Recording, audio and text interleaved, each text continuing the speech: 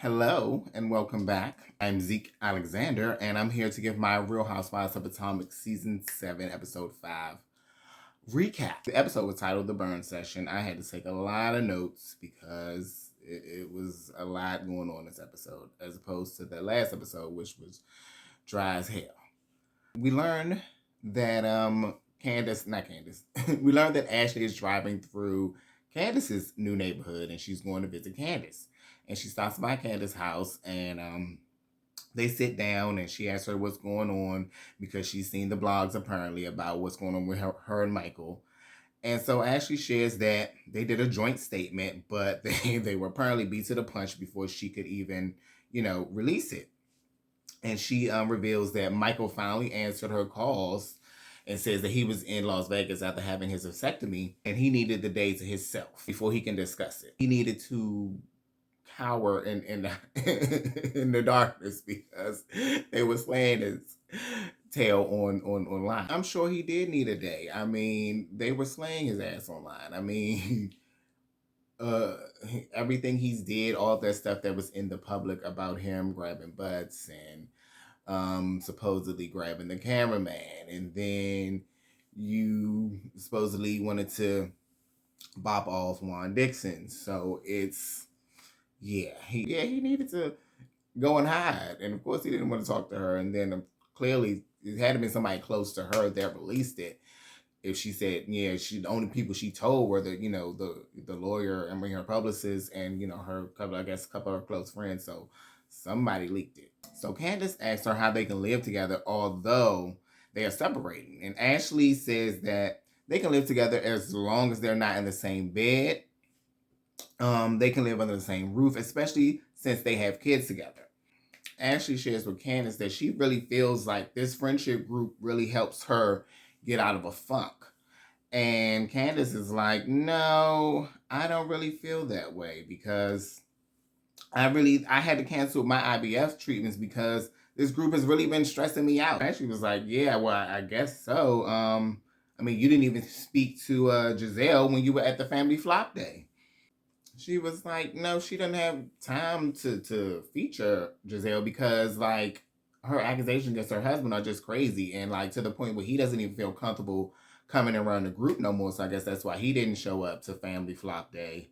And she's like, no, she doesn't have time for Gizelle because she schemes and she plans shenanigans around people in the group. And she was like, you, Ashley, of all people, should know that by now because you were close to her. That's what, who you consider your friend. So you know how this girl is. But I'm not about to let her play with me and my husband. Like, that's not going to be your storyline for this season. You're not going to use me, baby. Cut it out. So Candiace is trying to, get into Ashley's business. Like, oh, so I hear that you're out here in these streets, girl. I hear that you had a date with a hockey player out here, girl. And she's like, yeah, I did. I had a lot of fun with him, but I kept comparing him to Michael. So I don't know. No, that's not a good thing. Like, you're trying to move on from Michael. So you're not trying to find somebody like Michael. So you shouldn't be comparing him to Michael because he should be no comparison. But she says that, damn, like the people in this group gossip too much. Like, how did Candiace know I'm out here dating in these streets? Yeah, the streets are talking. Girl, well, you are a famous person. You are a celebrity. So, and then everybody, especially in DC area, it's not really much going on. So if you out here doing something and somebody sees you out, they're gonna talk about it. So they both decide now to get a little bit messy and discuss the things that they've heard around the DC area about Karen and her possible side piece. Because Candiace is like that Karen has been caught out at restaurants with people, which we can all assume are men, alleging that she has a side piece out here. So they were saying, that, rumors are that Ray let her, have a side piece out here because these are times she's allegedly supposed to be out of town, but she's been caught near town, close to town with other men besides Ray. So then we get a little confessional moment where Candiace is like, Ashley, she doesn't need no old balls anymore. She don't need them old balls. She needs some young, tight ones to play with. I don't even want to think about Michael's balls. No. I mean, they are technically old balls because he is in his 50s now. So then we move on to a Mia scene, and Mia is having family time with G and the kids and discussing the open of their 25th office and how stressful it is opening a new office. And, he asked about the cancer diagnosis, and she's like, it's no cancer, but she has to get her lymph nodes lumps removed, but there's no cancer. There was no malignancy. So she's all good on that point. So she feels more ease and wants to relax in Miami with the girls now that she's got that out the way. She feels good that it's not cancer. She reveals in her confessional that she met G 14 years ago on a girl trip to Miami.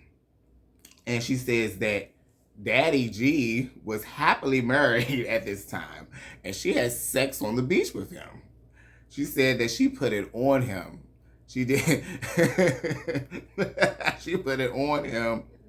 And she even knows, she was like, yeah, she put it on him so good that the people was out there watching. We didn't even care. They was watching like,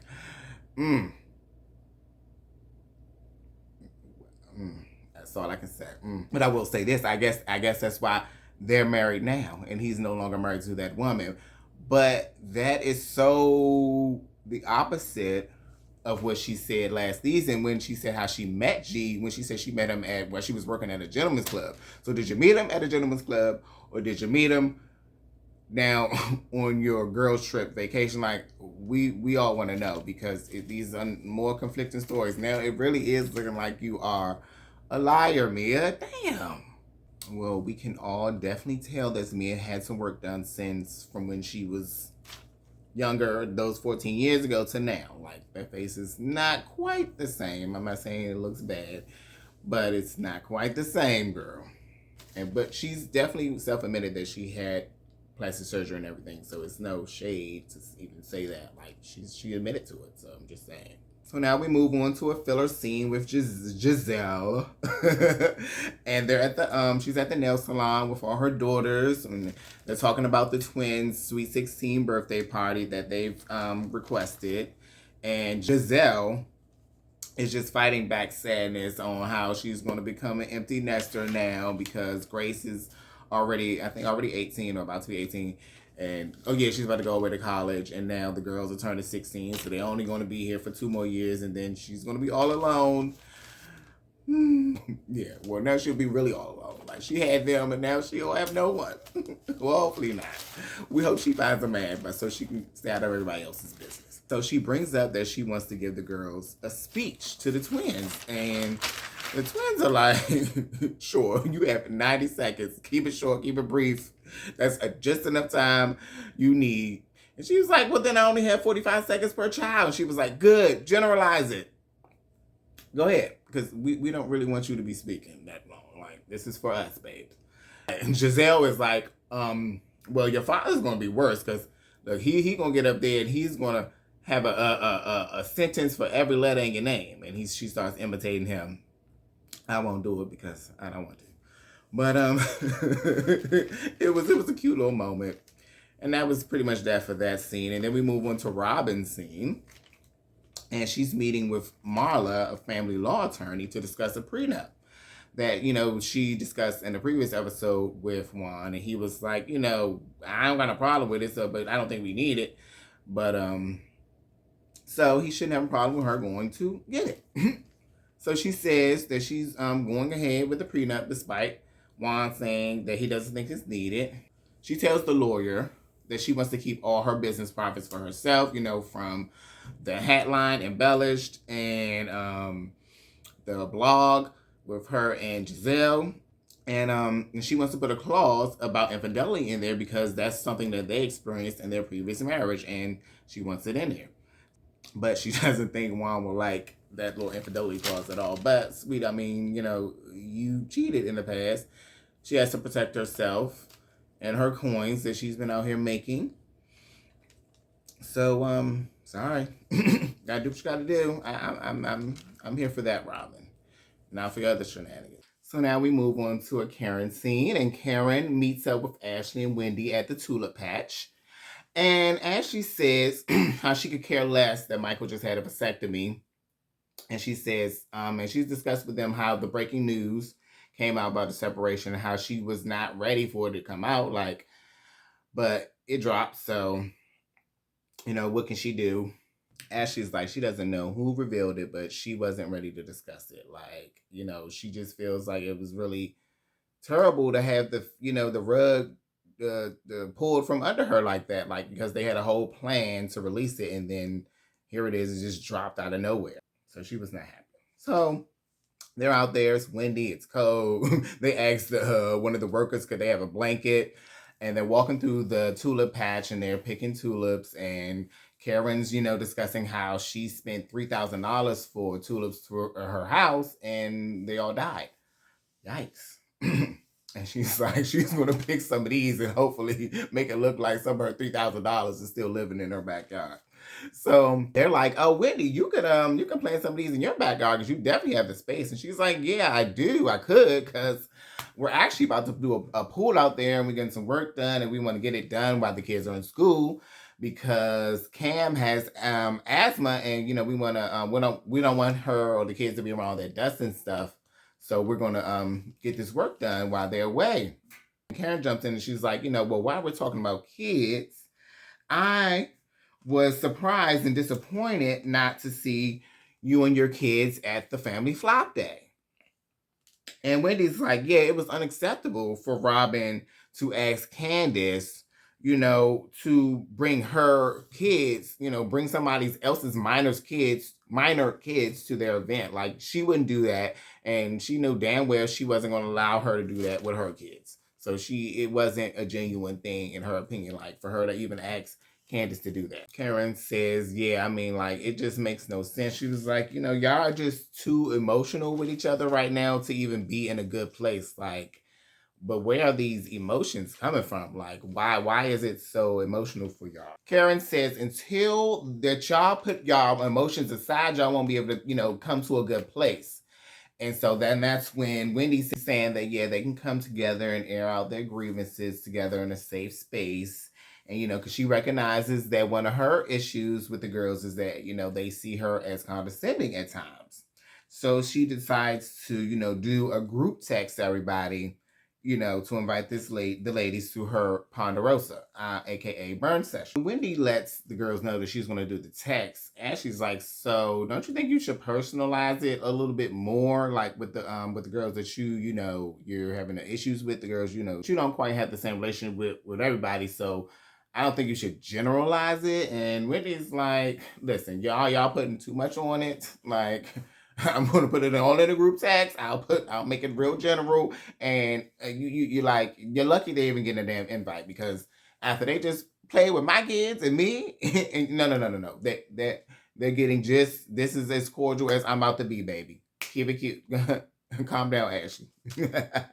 So we move on to a Candiace scene where she's talking about the re-release of her album Deep Space, and that she has a new single is called Insecure, which is featuring Trina. And she's made a video for it, and Trina agreed to be in the video. So I'm really proud of her. Like, that's what's up. That's dope as shit. Like, Trina's, you know, done major things in the music business, in the rap game, especially as a female. So that's what's up, that she even agreed to be a feature on her song. Like, that's really dope. I'm proud of her. So while they're discussing the new single, and her sister's there too in the house, I guess she's living there now, and she's like, who is Trina? And she's like, you don't know who Trina is?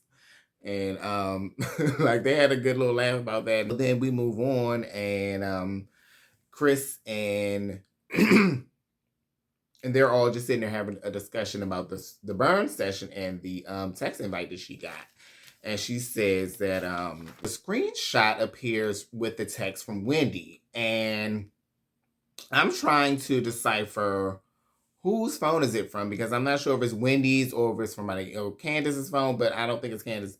But it's like, it definitely has Mia, Karen, and Ashley's numbers are saved in the phone. I don't think the other people were saved in the phone, but it's two other with pictures up there, so I couldn't tell who the pictures was from the screenshot. But it was just a little tangent I went on. But she said she doesn't think that the burn session will do any good, but it's burn off some edges.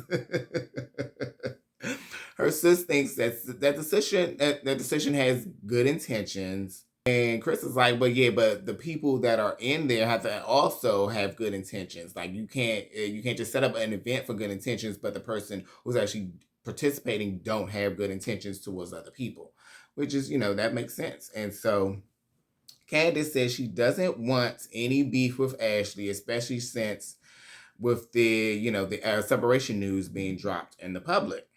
So we move on to Wendy and Ashley riding to the winery, and she discusses how she has kidney stones now, and that after having 3 children, that is the closest pain she's ever had that she would compare to childbirth. She was like, that shit hurt. She said the doctors think that, it's a lack of water that was causing her to have these stones. And she says recently, like, had an epiphany because her mom had a regular checkup, but her mother had to be admitted to the hospital because clearly, she was alluding to the fact that she hasn't been taking care of her health like she should. And she just was, thinking like, I don't want that to be me in 30 years. Like, I want to be here for my kids and my husband. I don't want to be, having to be rushed to the hospital because my health, I haven't been taking care of myself. While Wendy and Ashley are en route in their Suburban or whatever, the other 4 girls are in the Sprinter. And Robyn is discussing the invitation, how she just felt it was fake, how she almost didn't even come because she's like that fake ass text, like, I don't even think I should even come because I don't really feel like this is even worth my time. Like, but she was like, yeah, I just wanted to see what was. I'm gonna just come anyway. I'm gonna see what it do. Mia didn't think that the other girls were even going to come because nobody responded in the group text. She was just like, I guess everybody responded separately outside of the text, but she was like, yeah, nobody even responded in the group text. So Mia called the Sprinter an ashy ass party bus from 1985. It looked that bad. Mia's been shady as shit this season. Like, for real. She has really been shady as shit in these confessionals. So Robyn jumps in and says, yeah, I'm gonna just go. I'm gonna jump into a fire with a person who hates me, but I'm gonna be here. And Gizelle jumps in and she's like that she is tired of riding in this Sprinter. Like, I'm hungry. When are we gonna get here? By the way, she did look really cute. Her outfit was cute. Them ankles were looking a little swollen though. But that's how they always look. Candiace got a point with that one. But she did look cute. The heels were cute. Outfit was cute this time. I'll give it to her. They were pressed put in when her ass tripped. She got off the van and she was walking and some little gravel road and her ass was tripped up. But she ain't fall, so that's all that matters. I guess she was a little lightheaded because she was hungry. I don't know. So when Candiace and the girls are exiting the van, they show a confessional from Candiace. And Candiace is like, you know what happens when wild boars are invited to wineries. So why, Wendy, would you invite me to, in my magical blackness, to another winery event? Like, I see disaster afoot. This is not going to end well. But I'm like, well, who else is she calling a wild boar? Who is she calling a wild boar from this trip? Because Monique's not here anymore. So who are you calling a wild boar? I need to know what magical blackness is. I need some magical blackness. Can I get some magical blackness? I want some magical black. So we're back in the winery. Ashley and Wendy are already inside. They're at the table. And then the other girls walk in. They're escorted to where they are. And Ashley and Wendy they greet the girls. Some of them hug, some of them do not. You know who does not. And they offer them wine and tell them that there are no assigned seats. They can sit whatever they want. So after they choose their seats, they order appetizers. And then messy Gizelle brings up the fact that Ashley, she was like, girl, like, have you seen all these memes out here, these Twitter memes out here about your separation?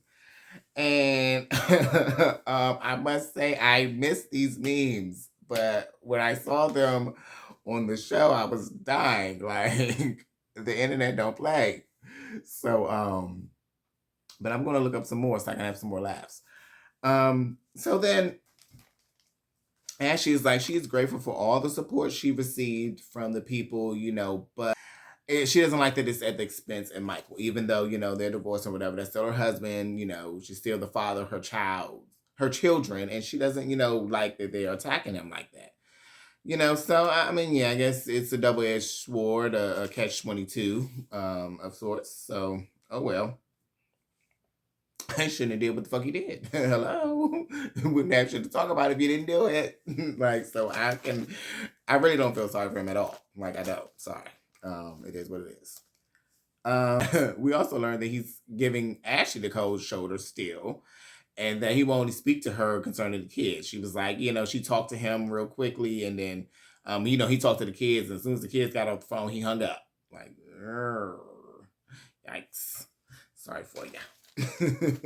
And so Gizelle's like, although she has no sympathy for Michael, she does have some for Ashley because she has been in her shoes before where the media has attacked her for her relationship choices and in her situation with Pastor Holy Whore, in the words of Monique. So, we're going around the table. So Mia's like, well, what exactly is a burn session?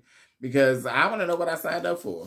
Nobody really knew what they got that vague text, but everybody showed up not really knowing what exactly a burn session is. So Wendy hands everybody a notepad, and she says you can write whatever you want to say to the person that is in the hot seat, and you say it out loud, and then you burn the paper after. The hot seat person can respond to you, but the ultimate goal of it is to take ownership to what is perceived about yourself from the person that, is speaking to you.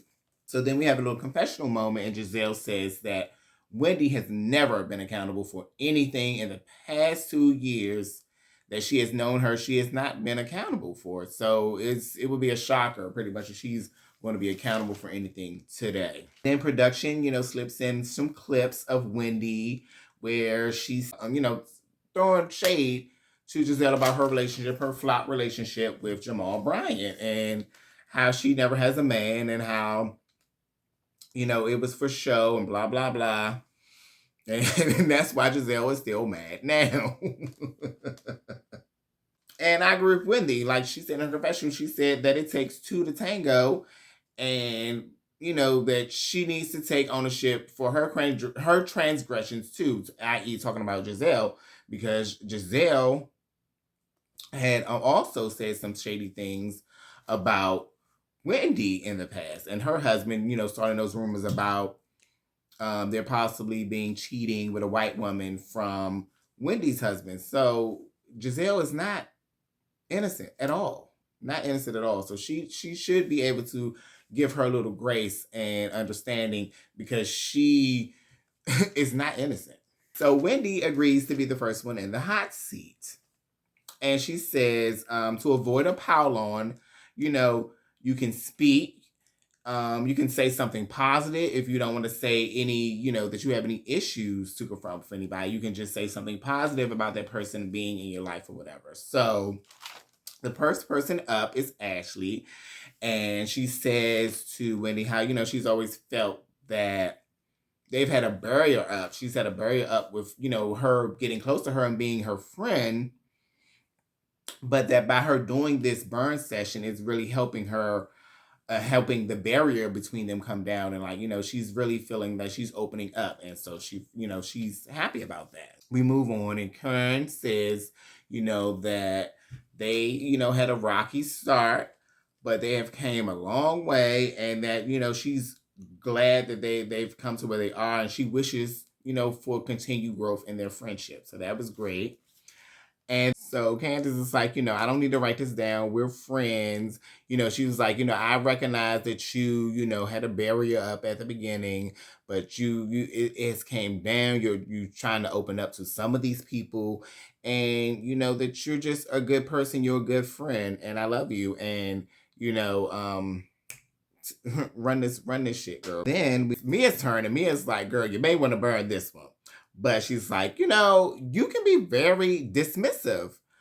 But I'm so proud of you for hosting this event today, because it shows that you can actually take some personal accountability for yourself. So big ups to that. Before that, I didn't see it. And then she's in a confessional and she's like, no, I really want to try to be her friend, but I don't know. I just, something about her, I'm not really there yet. She was like, but she's going to receive it because she wants friends. So she's going to take it and she's going to receive it, and that's that. She gives her the paper. She burns it. Candiace does the little, and then she moves on to Robyn. Robyn looks dead at her in her eyes and says that we are oil and water at this point, and I'm fine with that. And with a stank look on her face, she aggressively ripped the paper off the pad. And Wendy says, okay, and moves on to Gizelle. And Gizelle was like, well, I'm just going to piggyback on what Mia said, and says, usually I just feel like, yeah, you don't take accountability for things. She's like, because, you came into the spring fling party and then you came over like nothing had happened and you fakely tried to hug me like we didn't have issues, and we didn't even solve that, and then you're just trying to move on like everything is hunky-dory, and it's not. So she was like, well, I'm good on you as well. I'm good on Wendy as well. So after Gizelle finished speaking, Ashley jumps in and says to Wendy, do you hear that? Do you hear what she's saying? And she was like, yeah, I hear what she's saying. I feel that. So she's like, well, I'm going to address Robyn. I own the role I played in making you feel like we are oil and water. So then Candiace jumps in to play mediator for Wendy and was like, so Robyn has been very specific about the things that you did that have bothered her. And she was like, well, I can only speak on, what she wrote on this paper about oil and water. I can't speak on anything else. And so she's like, well, let her know. And then Gizelle jumps in. Her damn bulldog is like telling Wendy, look, you came here to own it, so own it. Own what you did. And Wendy's like, well, what did I do? Let me know what I did. And so Robyn was like, well, look, stop telling everybody that I was trying to fight you. And watch your words, girl. Watch your words, because they're dangerous. And so Wendy says, well, it's dangerous to be held back when you're trying to attack somebody. She says, maybe you were too drunk to remember, but you were being held back at the dance class, okay? So no. So Gizelle and Robyn was like, oh, that's a lie. That's a lie. Poor Candiace just had to sit back and shut up because they done overtalked her. They're yelling, screaming. And Wendy's like, okay, whatever. Well, let's just move on. And Robyn's like, no. Stop lying. Stop telling people lies because they're dangerous. And it's not true. I was not trying to fight you. And so then Ashley was like, she jumps in, she tries to mediate. But Wendy lets her know, like, no. No, it's the truth. It's my truth, and I'm going to speak on it. Like, she's like, no, let's just despise the room. She's like, it's nothing to despise. It's nothing to, not despise, but there's nothing to clear up.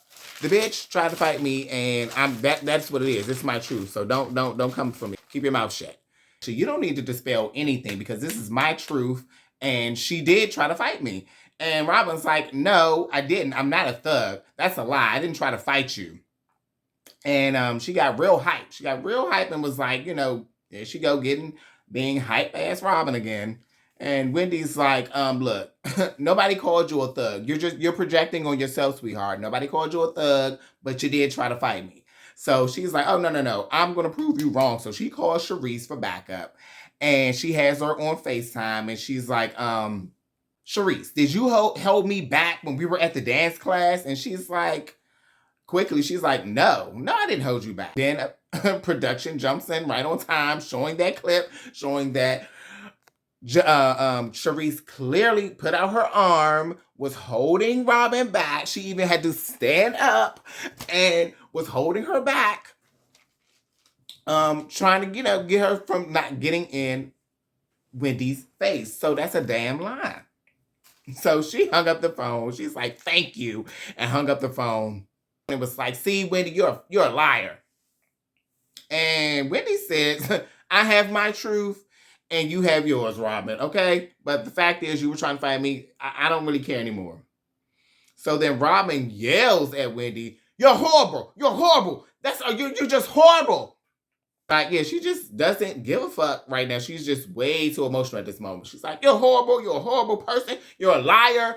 You're lying. And Karen is just sitting there barely saying a peep. Like, yeah, she's just over there enjoying the show. She's not in the drama and she's enjoying it. So after Robyn continues having a screaming fit, she's like, I'm done. I'm done with this. This shit ain't working. And she leaves the table and saying that this is some phony ass bullshit. And she left the table. And Robyn just, Robyn left. Gizelle didn't even get up to see, if her friend was all right or anything. She just sat there because, she wants to stay in the scene. So Karen addresses Gizelle and just like, all the screaming came from your side of the table.